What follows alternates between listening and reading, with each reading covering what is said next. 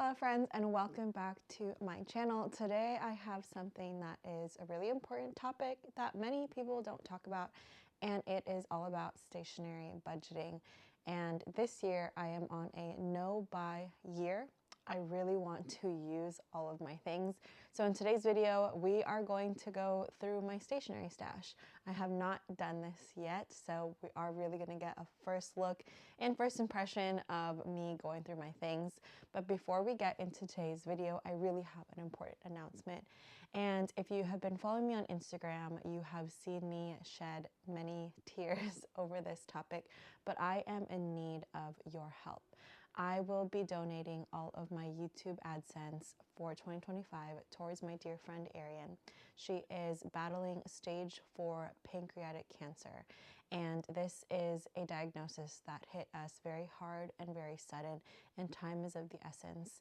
I know donating to strangers over the internet and people you don't know is a very touchy subject. It is very hard to ask of you of that. And so what I am instead asking of you is if you would please consider to continue watching my videos, and specifically watching through the ads of my videos, because every time somebody watches an ad is AdSense revenue that goes to the YouTube creator, and I will be donating anything made through these videos to my friend Arian. So it will be going to a great cause to help a family of 5.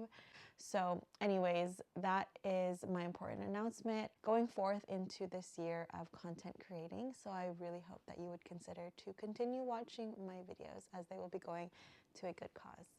So getting into today's video about my stationery stash and getting into this 2025 no-buy year. This video will be preceding my stationery car podcast with Stacy. This week, Stacy and I are getting together and talking about our stationery budget, the things that we are considering as exceptions, the conditions of our no-buy year. But before you even get to that part, there are a lot of steps that get you there, such as looking through your stash, which is why I'm going to look through my stash today. Setting up the criteria of what this no-buy year looks like for you and what it looks like for me.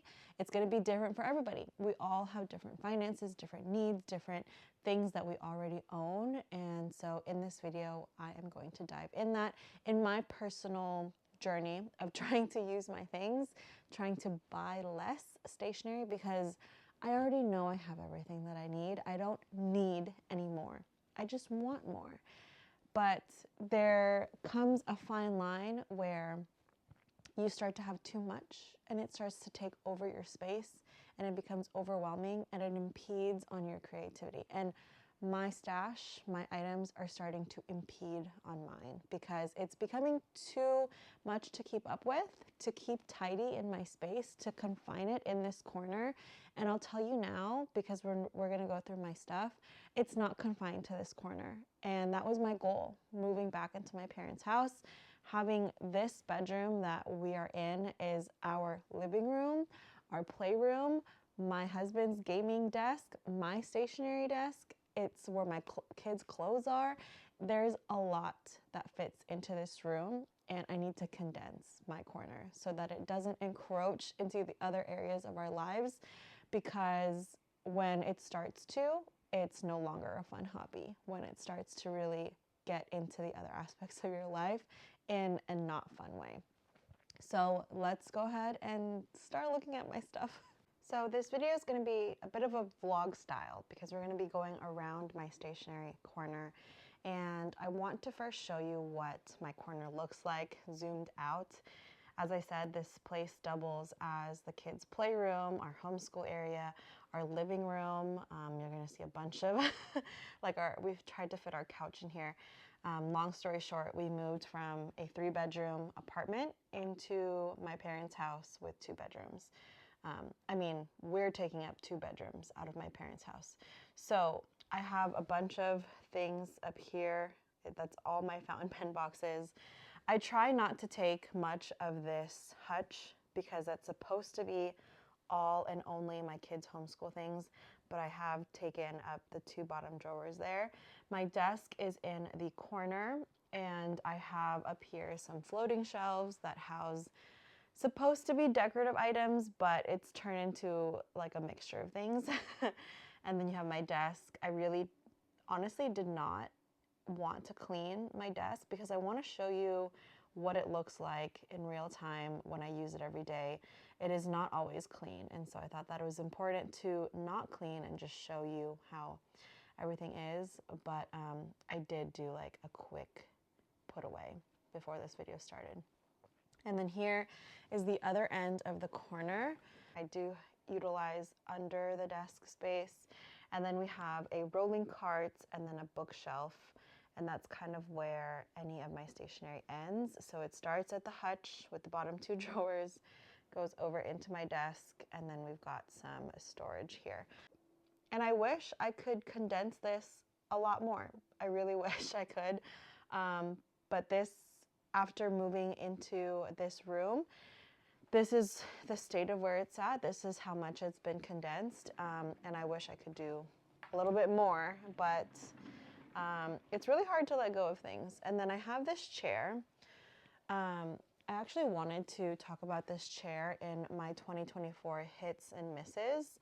It is a great chair. It is the chair that allows you to, let me demonstrate here, to sit like out with your feet and stuff. So I actually really do like this chair. But after a few hours, my butt starts to hurt. So you can sit crisscross like this, and I really do love it for that. And the reason I really wanted this chair is so that I could sit with my knees under the desk, because this is how I like to journal. I like to have my knees like this. When I was using a different computer chair, I couldn't. My knees were like already hitting this, even at the lowest setting of it. You can even do it this way if you are someone that likes to sit like this. I don't know how you could journal like this with your knees in the way, but maybe you're wanting to watch a video or read a book like this, or maybe you're knitting and crocheting. This was not supposed to be about the chair. This is supposed to be at my stationery corner, but I kind of just wanted to talk about this because I wanted to include it in my 2024 hits and misses. But I just wish I didn't pick a white chair, but a white cream chair really fits my space here. Anyways, we're gonna get into my stuff now. I first want to start here in this hutch area because this is where I guess it starts. So right here, I actually do have a cubby of my stuff, and this is actually where I keep my kids' journals. And the reason I thought I would put them out here is because that maybe if I see them, I'll work on them more. And that's not true. I have not indeed worked on them. I haven't even started my daughter's, my newborn daughter's journal yet. I've barely done anything since the last video that I uploaded of me starting my 5-year-old's journal. So that's where everything is, all the baby stickers, and I wanted to keep it separate from my other journal things so that things don't get mixed up. I like to organize things based on the type of either journaling that I do or the type of stickers that stay with that kind of journaling. So like all the stickers that go with my children's memory keeping books and anything else that I might need all go there.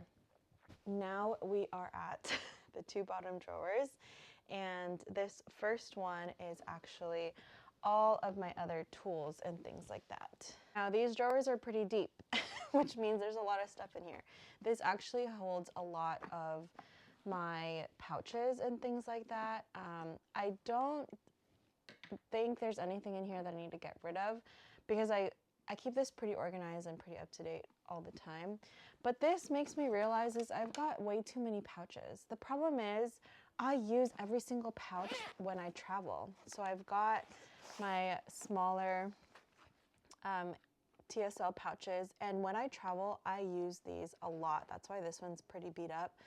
I use them to hold my electronics, my husband's electronics, my kids' stuff.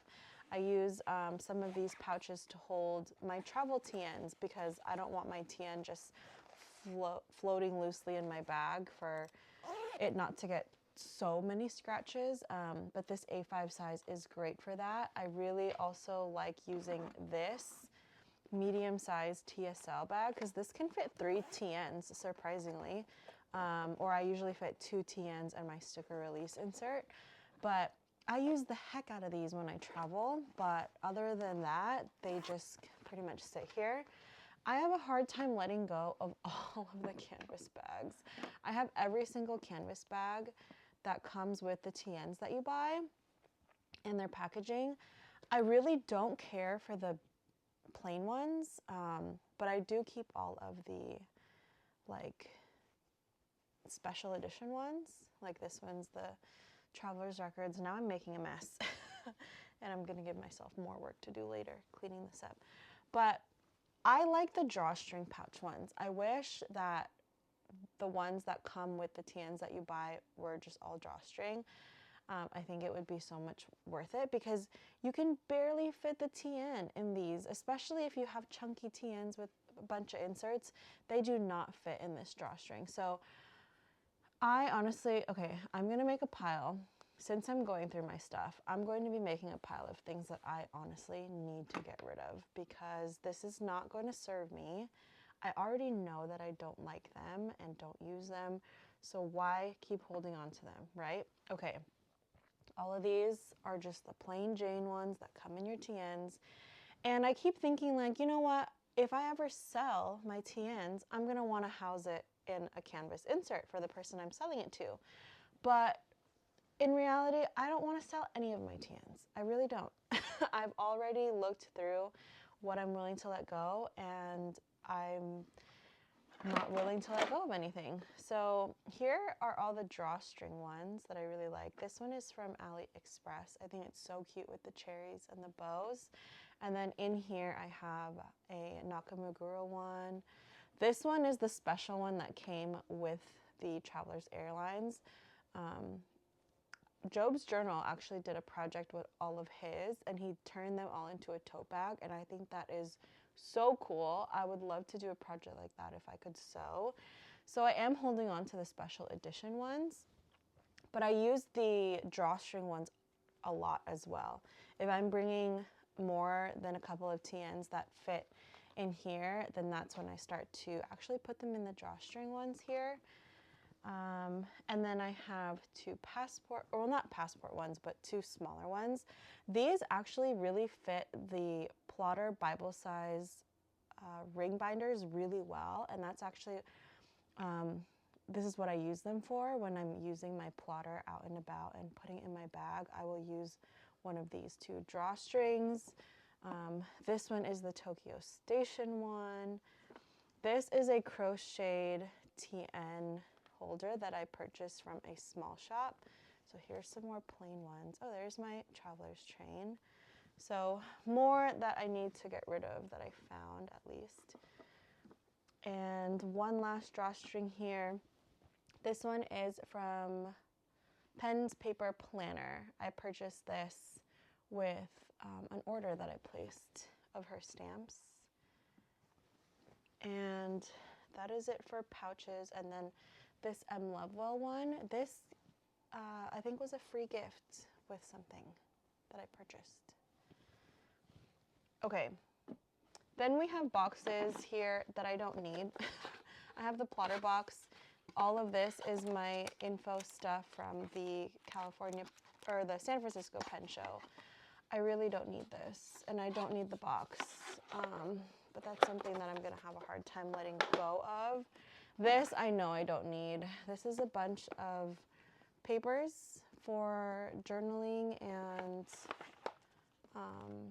collaging, which I don't do anymore. I like to use papers in my travel journals, but I haven't been traveling, which is why this sits here. For the first couple months of my journaling hobby, I did a lot of printables. So I have a lot of printed frames here like this. And I just have a hard time letting those go as well, even though I know I won't use them because I have so many other items that I would use first. So I really need to just bite the bullet and part with this because it's just hoarding here and sitting here. So I don't know. I think I need to make some Happy Meal things to give away, and that way these things can get recycled. I need to make like a theme where one is maybe all handmade papers and one is all frames and etc. This is just the box to the pen rest that I use on my desk. I have a hard time letting go of the boxes of things. Because of my lifestyle, we are a military family and we move every 3 years. So I like to keep things knowing that I can package it nicely when we move. But, you know, keeping things to use every 3 years is not a good idea either. This is a hole puncher that I got from AliExpress so that you can have smaller holes for your plotter. And then another pouch. I love this pouch so much. Oh, my 𝘎𝘠𝘰𝘳𝘠 case. I love this case, but I've since upgraded. I love this Traveler's Factory pouch so much, but it's not very functional, honestly. I think I need to repurpose it for things not stationary. I don't know. This would make a really good Bible pouch, like to keep your Bible and your notepad and a pen. I don't know. This is something that's like, I wouldn't ever want to let go, but in the 1.5 years that I've had it, it's just really not functional. It hasn't found its purpose into my stash yet. So I'm gonna put that aside along with the things that I need to think about and maybe think outside the box. No longer confining it to my stationery, but maybe using it in other aspects of my life. Then I have here my Galen leather Magnum case, and it can fit 6 pens, and this is removable. I am honestly just holding on to this because this was the first pen case that I ever purchased, but ever since I acquired more than 6 pens, I have not used this. My very first 6 pens, fountain pens, this is what I used, but ever since my collection got bigger than 6, I have not used this at all. And it's starting to age and wear, and it looks really nice, but I do think that I can move on from it and someone else can enjoy it. So putting that to the side as well. Getting into like ring planner stuff. Here's another hole puncher that I have. This one's nice because it can be adjustable for a lot of other different sizes, but honestly, so can this. I bought this first and then got this once I started using plotter, and I really don't need both. So I need to think about that and maybe clear up some space for myself there. And then now I have a bunch of like storage things. These clear cases are from Walmart. They're under the Pen and Gear collection, and they're really nice. I was using them for a time to use to house my stamps and sample vials when I was traveling to California from Italy, but now that I live here in California, I don't actually need them, and they're just kind of taking up space. So I've got one empty one holding watercolors that I don't use. I don't even watercolor. And then this one is holding all of my 3D printed goodies that my friend has sent me. These I do use a lot, actually. These are ink vial holders. This one is a cat one, but she has sent me so much and I don't really need all of these, so I think it's time that I start to forward what I can to others who can really enjoy them and use them. And then I have in here more 3D printed trays. These are specifically to fit 𝘎𝑠ℎ stamp sizes. I have all of mine in a Toyo steel box, so currently don't have a use for those, but I have such a hard time parting with things that people give me because it means so much that someone would take the time to make something for me, and they really do fit perfectly for those stamps. It's just that I already have a way to store those stamps. This is a magnetic stapler. This is so that you can make your own booklets, and I really do like this because I can make my own TN inserts, like passport size or standard size. The only thing is it can really only punch through a couple sheets of paper. It's really hard for it to make like a 64-page insert like the normal Travelers Company ones. Also, all the staples that it gave me are colored, and I would have just really preferred they were all like silver.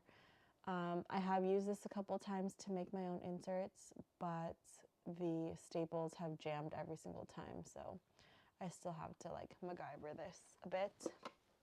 And we're getting to the bottom now. This is 𝘐𝘯𝘴𝘵 business paper, A4 size, that I use when I print my own ring inserts. I do use my own inserts for my plotter, so this has just been living here. It's pretty cost effective to get 𝘐𝘯𝘴𝘵 business paper, and so that stayed there.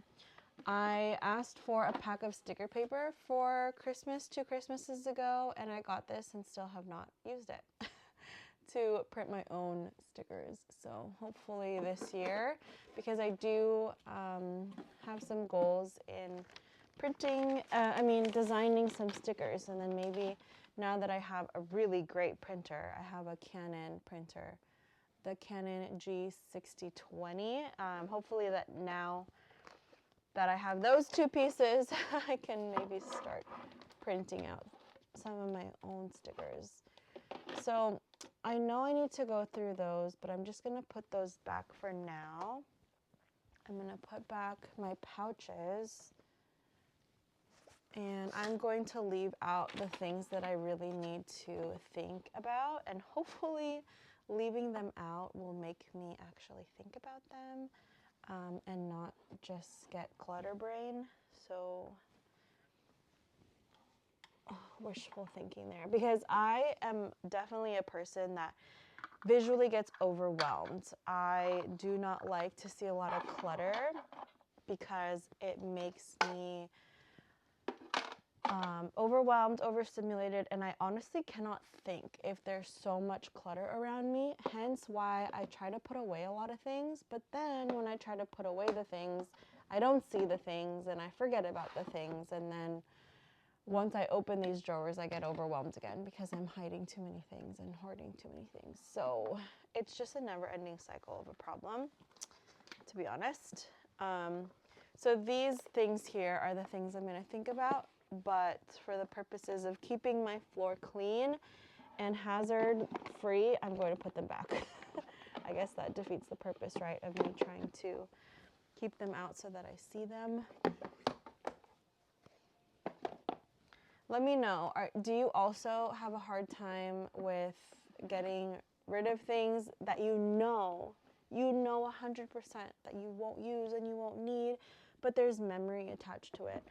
I need to Marie Kondo this stuff because honestly, a lot of this has already served its purpose to me. It no longer brings me joy. It honestly just gives me a headache, like these little canvas pouches, and I just need to say thank you. Thank you for the time that you have contributed to my stationery stash, but it's time for you to go. So that is my plan, and we will act like it doesn't exist and close it. Here is the next. This is actually a lot of archived journals as well as things that I need to get rid of. So in the back here are all of my bullet journals from the past. Let's see, hopefully you guys can see. Okay, there you go, that's better.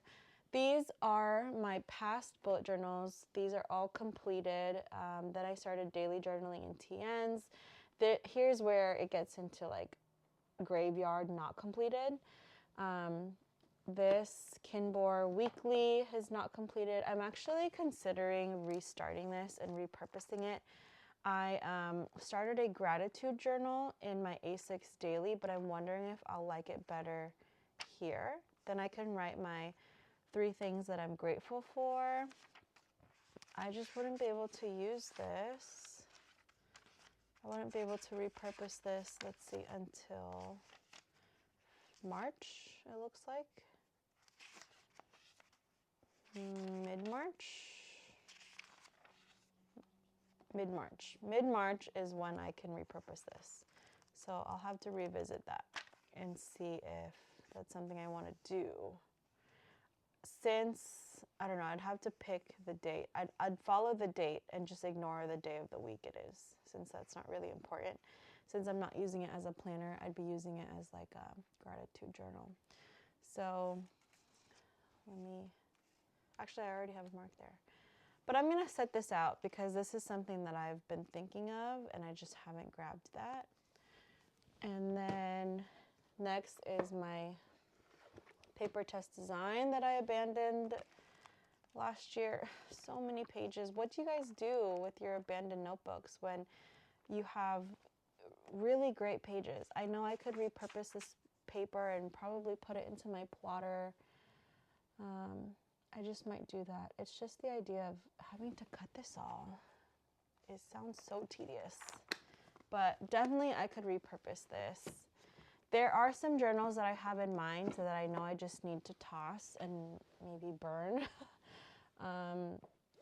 This was a motherhood journal that I had done, one for me to just kind of vent about the struggles of motherhood. This is not a journal that I'd ever really want anybody to read. I've only done maybe a few pages of it. I don't know that I really need this anymore. I mean, I am still postpartum to another newborn, so who knows. And then this journal, I always intended it to be a memory book about my dog Bella. I've just never started. I did print photos for it though. Oh my gosh, I said my dog's name and I can hear her up against the door now. I did print photos. Here she is. But I never started it, and she's 3 years old now. I have so many project ideas. But you know what? Since I never started it, this is still technically a blank notebook, and I could definitely sell this notebook, and I could totally do an insert for her instead now that I'm in Traveler's Company. Because this is when I was fully into my bullet journaling journey. So yeah, you know what? I'm going to set this aside as something that I need to part ways with. Thank you for its joy in my stash, but you gotta go.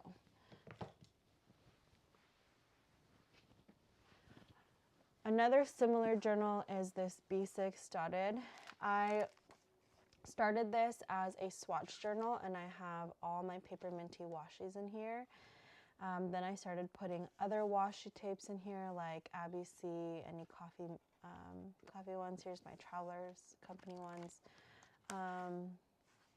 This is Notebook Therapy. Here's the Abby C ones. But honestly, I don't want to keep wasting washi on this book. So I stopped it after a while. And a lot of my washies now are samples, so I don't actually have full rolls. And if you only have samples of something, you don't want to be wasting it in a swatch book. So I don't know, I might just give this to my kids so that they can paint in this journal. My kids really love painting in journals because the paper holds up really well. And then this is a completed journal. So we get back, I'm going to file that away there. This one is one I need to part with. I purchased this from a D-Stash thinking that it was Tomoe River paper, but it is not, and it cannot handle fountain pen well. But I purchased this with the intention of it being really good paper to send in Happy Mail or to write letters with. I could still do that and just use regular gel pen, but this is one I need to think about. Honestly, I purchased it from a D-Stash so cheap. I think it was like $2 or $3, so this is one I just need to put out because I could write my notes on this, because sometimes my notes don't fit on a sticky note, and that irritates me because then I have a bunch of sticky notes, and I could just totally use this as a memo pad. So putting that out because I need to remember and use my stuff. Let's see here. This is just a pad of blank paper that came in a journal that I got for Christmas. I took the paper out and actually used the leather cover as a journal cover. This is this is an AVEC for the end of 2023, and this is when I first experimented with Tomoe River paper. I truly don't need this at all, but I do come back to reference certain inks that I tried out and just look at my currently inked. So I don't know. Don't need it, but at the same time, I actually have referenced it quite a bit. This is my A5 ink journal that I started in Midori paper before I really got into 𝘍𝘠𝘕, and then realized that cream paper is not the best to do ink swatches in. So I don't need this. I could get rid of this. I should repurpose it, cut it up, and make like a passport insert or something with this. I don't think I could really use this for a regular standard insert because I would need it to be the full width. Unless I'm able to take out like the individual like booklets in there. Anyways, there you go, another project along with my B6 to repurpose the paper. And then I have two, I guess. This is just the box to one of my kids' memory journals. So I can actually get rid of this box. I'm proud to know that, happy to know that. This is a coffee journal that is completely still sealed. I honestly just love the design so much, even though I have no use for this dot grit notebook. But I don't know, who knows? I might one day in the future decide to go back into a dot grid notebook. This one here, I don't know what it is. Oh, another dot grid journal. This one I started. I was trying to do a wellness journal and copy somebody else's spread, and it was just too much. It was too much to keep up with. I did a couple of pages, but the idea was to talk about health, wealth, body, and mind, and only got through a few days of that. So I will actually probably cut out the pages that I used and then give this journal to my daughter to paint in. And then now that clears up 2 boxes. I honestly toss these boxes. I don't ever keep them unless I'm storing other things in them. But I'm happy to be able to throw out 2 boxes now. It's been a while since I've gone through this. I am going to keep that other journal. Let's see, now we're getting into covers that I'm trying to sell that just have not picked up any serious buyers. This is a pocket Malden. Since I haven't gotten any buyers, I've been thinking of de-ringing it because I really do like the cover. And I just need to see if my pocket Bible will fit in here. Yeah. But I do love this cover. I just don't like it as a ring planner. And it is from Filofax. And then in here is a Eternal Leather Goods cover, also a ring binder. This is for a Franklin Covey compact, and I love the leather so much. I just will never, ever, ever journal in an FCC. But because this size can also hold personal size inserts, I use it as an archive of my plotter inserts. But honestly, that is a very expensive archive system that is not necessary. So if you are interested in any of these things, I am trying to sell them. I've had them listed in a Facebook group for I think over 6 months now, and there hasn't been any traction. I think I just need to relist them up for sale now that it's the new year. This is a B6 Elysian paper cover that was holding the paper test design that I was trying to use in 2024, but it didn't really work out. I love this cover so much, so much. I just don't use anything else B6. I don't think I will ever be in B6 again. I think I'll just be going back and forth between A6 and A5. So I really wish this would sell so that I can use the funds to buy an A6 cover of this.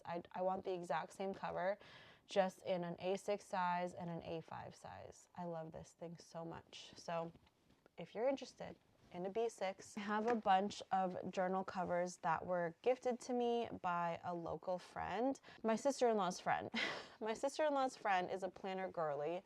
I did not know about any of these brands. She just gave them to me to see if I was interested in any of them, and I am not. So I think what I might do is try to destash them, and the proceeds will then go to my friend Arian in her fight for cancer. So this one, I don't know the brand.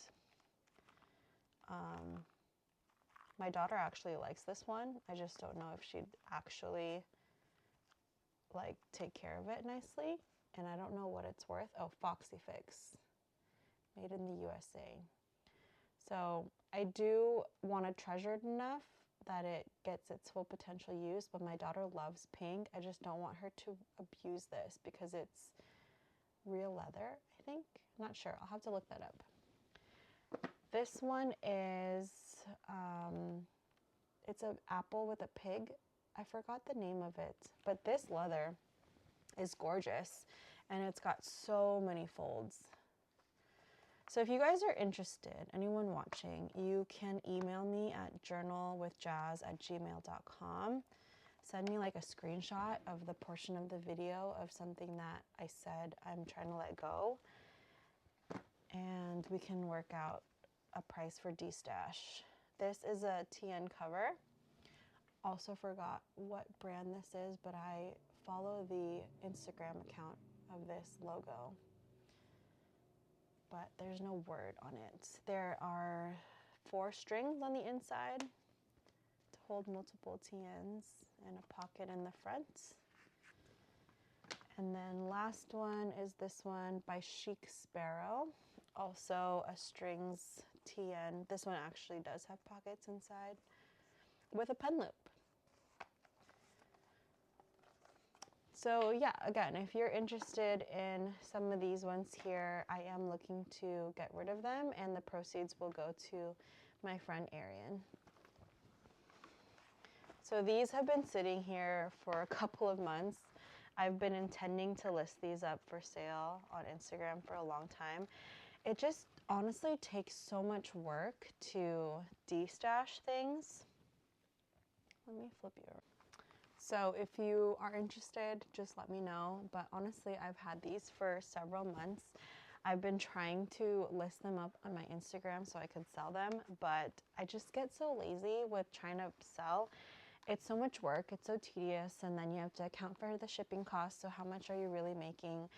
And a lot of the times that dissuades me, that makes me not do it, because 1, it's really tedious. 2, you don't actually make that much money trying to resell used planner items because of the shipping costs. But you know what? It's better to just get a few bucks back than to hoard and keep things that take up space in your collection and in your storage. I have very limited storage, again, because of our way of living in this multi-generational house.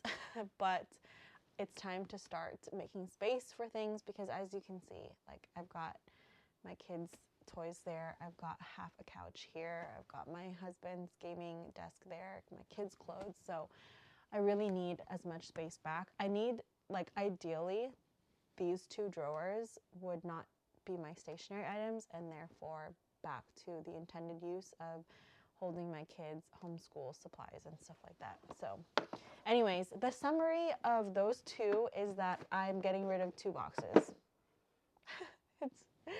And I have a handful of things that I need to part ways with, process that I need to get rid of them, and just get rid of them. So I can't believe it's taken, what, 20 minutes to get through 2 drawers, and we still have the rest of my things to go. It's going to be a lot faster, though, because I already know that I'm not getting rid of anything on the other side of this camera. It's more so that I just need to be mindful and aware of what I have so that I stop shopping, so that I stop buying stuff. Because it's when we don't know what we have that we get enticed to buy something that we see. And of course, you have a taste, you have a style, and you're going to gravitate towards things that are in your style. And it's likely high chances that you already have something that matches that style. And a lot of the times I think we just make excuses of like, oh, I don't have that yet. I don't have something of that color palette yet, or I don't have girls that are like that yet. But chances are you actually do. You just need to know what's in your stash, and you just need to know what you have. You also have to know when your style has changed so that you can get rid of the old style. I have a lot of like vintagey floral things that are just not my style anymore, and I need to get rid of that. So let's switch sides now. So my desk, I'm obviously facing towards the window, and all of this stuff is behind me diagonally, and so I'm not really going to turn every time that I'm decorating something. So I do want to reorganize this in a certain way so that all the things behind me are just overflow. It's just like extras, because I do have a handful of things that are rolls. And what I like to do is when I get something in the mail right away, I will cut out the first loop, stick it in my sticker release insert, and that way the loop is more of an inventory. It's like my storage, it's my extra, so that I'm not at the end of the year looking at a loop and being like, whoa, I never even opened this. It's been sitting in its packaging,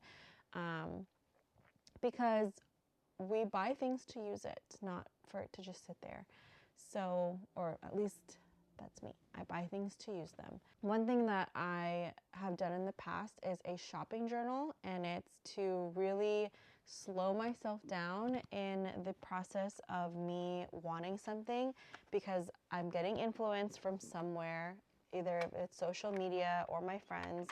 And so what I do is have this shopping journal asking myself a few questions. And the questions are things like, where did I see this? Am I being influenced by someone? Why do I want it? Do I want it because someone else has it? Do I want it because I saw someone using it in a spread? And then other questions like, does it fit into my stash? Does it fit into my style? And things like that. Because a lot of the things I purchased in the beginning are things that were not my style. I just liked how it looked on that person's page, and it fits that person's page because it's their entire style, it's their entire aesthetic, it's everything that they have on that piece of paper fits it. Whereas if I purchased the one thing that I really liked and it entered my stash and it doesn't vibe, it doesn't fit, I then have a harder time to use it because I put it in such a specific light in my mind, I put it in such a specific spread in my mind, that now that it's entered my entire collection, it doesn't really fit in. And that's where things, unfortunately, like buyer's remorse, regret in getting something, falling for a trend, and things like that have happened. And I have been victim to that by my own hand, by my own doing. And so I really want to be in better control of my shopping habits this year, because there are better places to put that money, whether it's your own personal goals or just be more mindful with your stationery shopping. So now I'm going through my boxes here at the very bottom. I have 2 for stamps and 1 for Happy Meal things. Like this is where all my envelopes go, and letter writing memo pads like this. But this has been pretty organized, so I'm very happy with this bottom tier. But going back to this shopping journal that I used to do, I would then also, whatever this item is, wait for 3 days if you can. I know there's this huge argument of like, well, the thing is going to sell out and then you're going to be out of it. And if you really wanted it, then you lost the chance. Well, that's just your way of justifying the purchase, and that's just your excuse of trying to fit that in. Truly, none of it is that deep. It's just a want. It's not a need. And you need to ask yourself, is it fulfilling a need or is it scratching a want? Because have you ever had an itch in your back and you tried to scratch it, and then because you scratched it, another spot got itchy, and then you just kept going. I know this is a weird analogy, but just hear me out, because once you scratch that itch of whatever it is that you want, more pop up, and it's just $10 there, it's just another $10 there, that's just another $5. And before you know it, you've checked out on a whole cart of things, and maybe you get to like $65, but free shipping is $75. Well, guess what? Now you've started to get that snowball going of things you're justifying, and then now here you are like adding another $10 to justify free shipping, when had you just bought the one thing that you actually needed versus wanted, now you could have just spent $10 plus the $5.99 shipping, and that would have put you out $15 for something that you need, versus an additional $55 in things that you didn't need, that you just wanted to get to free shipping. Do you hear me? Have you ever experienced that? Because I have, and I've put myself in that position where I've justified every single thing in my cart, when had I just purchased the one thing that I needed, like an insert or glue tape or adhesive or scissors. Like, it's usually tools that are pretty boring for us to buy, and we just justify buying it, and then we get excited for all the other things in the cart that found their way in there. So journal about it. We're in this hobby for journaling. Use it as a tool, use it as a way to check yourself.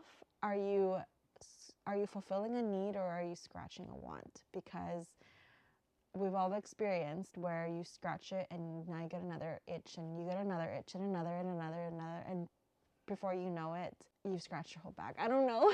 I don't know what I was supposed to say there, but I hope you get the idea. You know, it really never ends. It's just a cycle that keeps on going, and it's a hard thing to stop. I know. I've been there, and look at me now. I've got way too much. Got way too much stuff. Okay, I'm moving over now to this side. Okay, I'm getting into this section here, and I keep everything, these two levels, pretty satisfactory. They're a lot of the times just holding archived inserts. The one thing is that I want to, just like I want to get rid of all those white canvas, I need to get rid of all these like cardboard boxes that come in the regular TNs and stuff. I want to keep the special edition ones, but there's really no reason for me to keep the actual cardboard box. I think what I'm gonna do is take these slips out and maybe journal about them, add them to my stationery journal, or maybe do a completely different insert where it's all just these things. My friend Ida Gatch on Instagram, she did something wonderful with these things. She took the paper and she scanned them and resized them to make bookmarks. That is so smart. She's laminated them so that she can reuse them. She uses them as like little pencil boards as well in her TN. If you like reprint the image on a harder cardstock, so genius. So that is such a great way to repurpose the things for you to still enjoy them, but to repurpose them in a way that is actually functional, actually useful, and then I can get rid of these actual like cardboard boxes that don't serve any purpose. So I need to remove the paper and remove all the elastics, and then I can recycle the cardboard. So that is something that I need to do. I'm actually gonna keep this stack under my desk so that I actually do it. Same for like passport sized ones too. And then I get into like my archive system of acrylic binders and the TRC cardboard binders. But other than that, nothing else really needs to be assessed. And then this next level is all of my inserts that are blank, and something that I know that I have been trying to work on is no longer buying inserts because I have so many. The problem is that I love decorating the cover of inserts. So if I'm traveling, I like to use a blank covered one so that I can decorate it based on where I'm traveling to. But then that means I continue to never use special edition covered inserts like this because nobody wants to cover them, you know, like the California one. I have the Blackwing one. So I don't know. I need to honestly figure out a way. So I had the idea before to remove the cover and then laminate the cover so that I could use it as like a dashboard. However, I did try it with one that wasn't so special edition, with one that was easy to repurchase, and it didn't do well being laminated. It actually started to crease it and it couldn't hug the insert properly. So I think what I'm gonna do is buy a bunch of clear TN covers. So there are two shops that I know of right now, Sarka Studios, or Sarika, I keep forgetting how to pronounce her name. Sarika Studios and 𝘐𝘯𝘴𝘵. They both are selling the plastic covers for your TN inserts.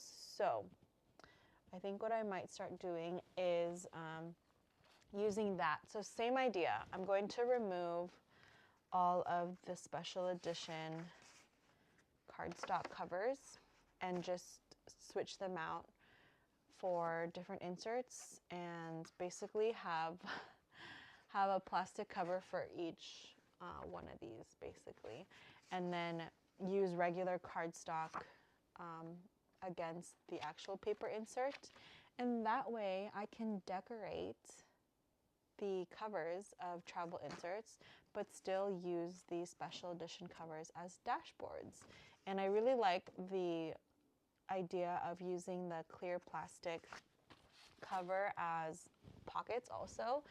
I actually have one. Let me try and reach it from the floor. Okay, I got it. So here's what I'm talking about. So this insert is in a plastic sleeve. You can see it here now. But I have not detached this special edition design off of the actual insert yet. I got this plastic cover from Sarika Studios. But if you're buying in bulk, it is actually cheaper with 𝘐𝘯𝘴𝘵. So here, I should remove it for you so you can actually see. Okay, it's like that. You get the idea, right? So it's going to be costly, but if I could get one for every single special edition cover that I have, or honestly just switch them out when I'm actually using them, then I would have like this special edition, like stripes in here, and then the actual insert with a plain cover that I can design inside, and then therefore it's like a dashboard, and I can forever enjoy this and not have to completely archive it. Do you get what I mean? That way I can enjoy the cover for longer and not have to miss out on my favorite part of an insert, and that's decorating the cover. So I need to stop buying special edition covers until I actually start using these inserts, because this is actually the first insert ever that I actually moved into and used. But I had the courage to actually move into this and use it to journal because of the idea of removing the special cover later, eventually. This video is getting way too long, so I'm going to wrap it up because there isn't much for me to really go through anymore. These, though, I'm actually going to move. I have another acrylic drawer just like this. Okay, so this is what I mean. I have this other acrylic drawer. This is actually a drawer case to hold sunglasses, and I just made sure that the dimensions would fit washi tape.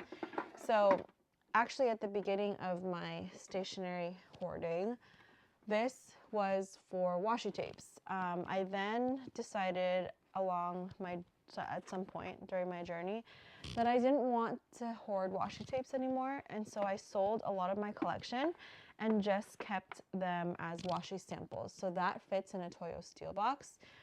I have had this empty for a really long time, and I'm actually disappointed in myself in the fact that I have since then accumulated enough rolls that I now need to move back into this. But that's a problem for another day. So I am going to move all of these like excess rolls in here now. I think a lot of the time I see on Instagram people announcing or talking about this low spend and no buy and failing at it. And it's okay to fail. But if you really wanted to do something enough, you would do it. And if you didn't want to, you would make excuses for yourself. So I am saying that because I'm really trying to call myself out here. I have so many times said that I wasn't going to buy something, said that I was on a no buy month, a low buy whatever, and I have never stuck to it until this month. I am in the best couple of weeks that I ever have been in with this change in mind shift, this change in priorities, and I'm a lot more disciplined, I feel like. So I have gone all of January without buying any stationery, without shopping for anything else in our household. My Amazon packages have plummeted. Like I was getting something almost every other day, and so far I've gone all of January without purchasing anything. And I'm saying this because I'm so proud of myself and that it's doable. And that quote that I read in a motivational book, a self-development book, really got to me, because if you wanted something enough, you would do it. And if you have failed, it's because you didn't want it enough that you made excuses for yourself. And I've made a lot of excuses for myself in regards to my workout resolution. I don't really do resolutions, but I'm just using that word in a general sense right now. I can't talk and do things at the same time. So anyways, what I'm trying to say is that I've made excuses for myself time and time again in terms of my shopping, in terms of working out, in terms of eating healthy. And for the first time in a really long time, I am actually sticking to it because of a few quotes. Like, if you wanted something bad enough, you would do it. And I'm only using that quote in application to like these habits, because I don't think that quote works for other things in a grander scheme, in a grander scale of, for example, like your career or trying to get yourself like out of debt or things like that, because it's more than just having the right mindset. You also have to have the discipline. And that's where I get into other motivational quotes that I've been reading in this book, of things like the mundane makes millions. Like, I'm also trying to work on my finances this year, hence the no buy, the low buy, the cutting out stationery spending, and doing mundane tasks and sticking to things that are boring can make you a millionaire. And that is outstanding to me, because I think we're caught up in social media right now, and being able to see all the fun things people are doing and all the things that people have, and not realizing that these people probably have that, and they have debt, they have credit. Because how many of us can say that we are completely living within our means? Because I'm not. Every fountain pen I've ever purchased was on credit. My family and I could pay off the credit card bill within a month or two, but nothing was ever purchased within our like net cash, if that makes sense. I know people don't like talking about finances. I've always been one to be open to talking about finances because nobody else does. And the times that I have, people can relate and have a lot to say because they also struggle with it, and nobody wants to talk about it. So I'm happy to know I didn't completely fill up this acrylic drawer, and now I can empty this out. I have rolls up here too that need to go away. Oh, so many rolls of things. I don't know how I got into being a motivational finance speaker because I do not have my finances together. Again, hence why I'm doing this like stationery low buy thing. But I hope this can motivate you to join me.